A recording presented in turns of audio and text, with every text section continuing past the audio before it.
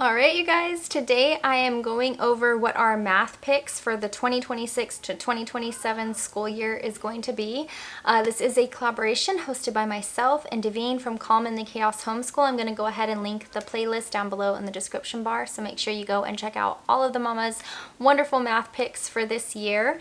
This is the start of a 4-part collaboration. So for the next 4 Wednesdays, we are going to be going over our math picks, then our language arts picks, our family subjects, and then extracurriculars. So make sure that you hit the red subscribe button, have the bell notification on so that way you get notified every time one of the collaboration videos gets posted for the next month.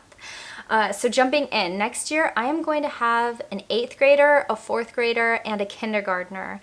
So I've got a little bit of everything. And this current year for my 7th grader, we are using the Principles of Mathematics Book 1 from Master Books.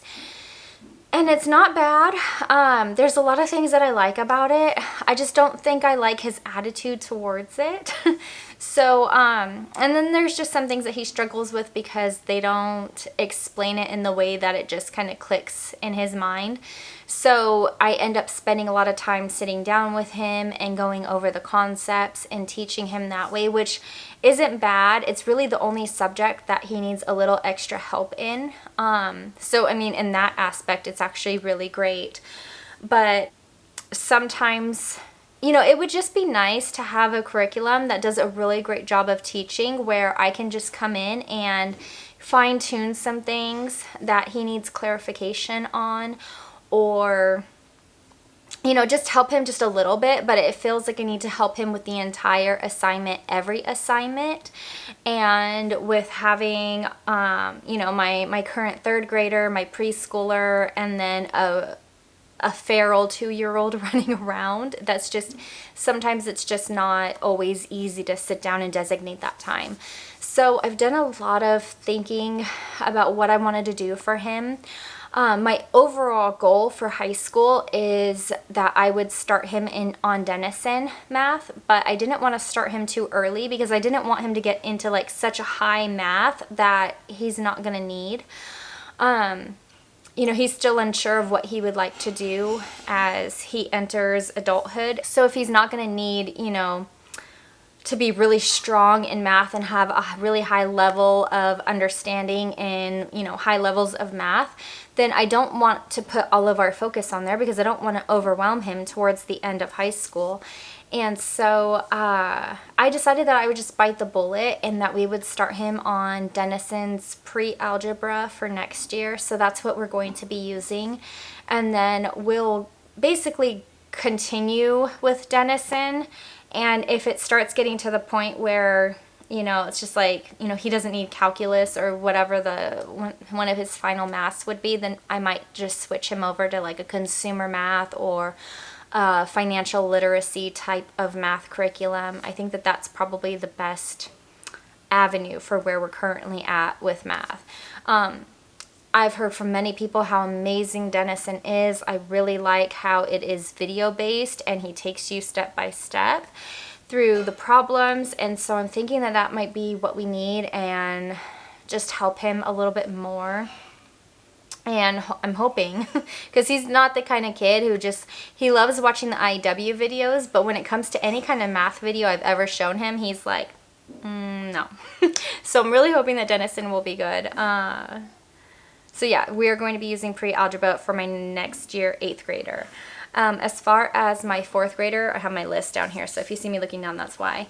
Ever since 2nd grade, we have been using Apologia Math with Master Books, and I absolutely love both. If I had to pick one or the other, I would honestly probably go with Apologia. I absolutely love them. They are a solid curriculum. But I feel like master books and Apologia play off of each other really well. Usually when Apologia is going over a certain topic, master books is either doing it at the same time or within a week or two of that lesson. So I feel like it just helps her kind of solidify her knowledge and her understanding in the concepts that she's learning, and then she just gets extra practice. Master books is very gentle. So I look at that curriculum more of a supplemental, so she can just continue getting practice with what she's learning in Apologia. So we are going to continue that path for her 4th grade, where she gets Apologia and master books. Now for my kindergartner, he's currently using so he's in preschool, but I currently have him on the kindergarten math from master books, just because I feel like it's more designated for preschoolers, at least in my humble opinion. Okay, I'm not saying that that's for sure that that's the gospel or anything like that. I'm just saying that for me, I see that more of like preschool level math, and so I've been using that for him this year. He has absolutely loved it. He's done a great job in it. I eventually want to move him over to Apologia math, but they don't have a curriculum for kindergarten.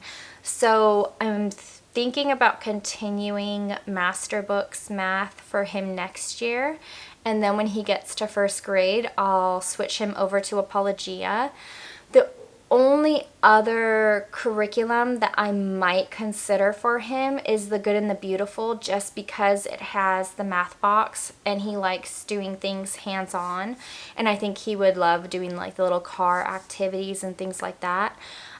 So I'm not sure. I'm kind of weighing both. I might stick with master books just because right now he's doing pretty well in it. And he actually covers a lot more than just one lesson a day. He ends up covering about a week in a day or two. So he's doing really great in that. So far, we love master books overall, but there's just some fine tuning that I need to do for my 8th grader, which is why we're switching over to Denison. I think for the rest of elementary school, we're probably going to continue using Apologia math and master books math with my daughter, just because it's worked so well these last 2 years. Literally, I think my only downside to master books at this point is that it's 36 weeks long, and that's just too long for me. I really love the 29, 30 week curriculums, just because it seems like the perfect amount. Like, you know, by the time you're hitting your burnout point where you're just like, I am so done with this year, those curriculums finish. Whereas master books just continues for another month and a half. It's like, I don't have it in me. So that's my only thing. I know that we don't have to finish the curriculums, and then you can also, you know, do things where you test your child's knowledge to make sure that they understand the concepts pretty well before you just say, okay, I'm finished with this curriculum. I am personally type A. I like to finish our curriculums out every year, just so, you know, you could check that box and feel accomplished. But I know homeschool isn't about checking a box, so don't anybody come at me, okay? I'm just saying what I personally like to do. I like to finish things. If we start something, I like to finish it. Plus, I feel like it allows our children to build those good habits of when they start a job, they understand that we see it through and we finish it, even if we don't want to. So yeah, that's my only qualm with master books, is that it's 36 weeks long. And I know that there's a lot of reasons for that. I know that it's really great for those of you who live in states where you have requirements on how long you homeschool every year, like how many days or how many months or how many hours and things like that. But I don't have those requirements, so therefore I don't want to do 36 weeks. So that's basically our math plan for next year. If anybody has an excellent homeschool math curriculum that you have used and you would recommend that is outside of Denison, let me know down below, because like I said, you know, when my son gets to 11th or 12th grade, and if he doesn't need that, you know, ridiculously high level math, then I would like to already have some backups to check for him. and just start researching now. I would love to know what you guys are using next year for math, so let me know that down below in the comment section. And that is basically it. Don't forget to check out the playlist, and I will see you guys again later. Bye.